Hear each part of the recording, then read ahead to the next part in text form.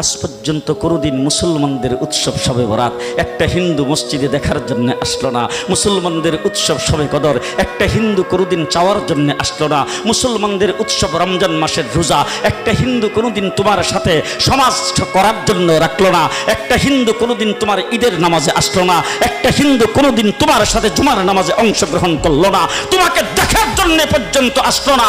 তার কারণ হলো হিন্দুরা মনে করে এটা মুসলমানের উৎসব, আর তুমি মুসলমান হইয়া হিন্দুর দুর্গা পূজায় কিভাবে গেলা?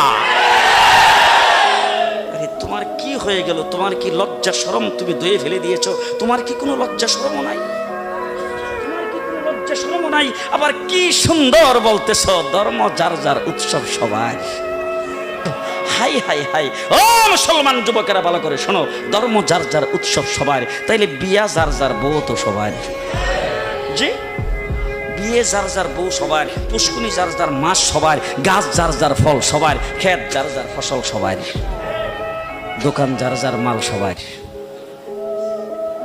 এখন ঘুমাইছে কি কথা বলেন না কেন?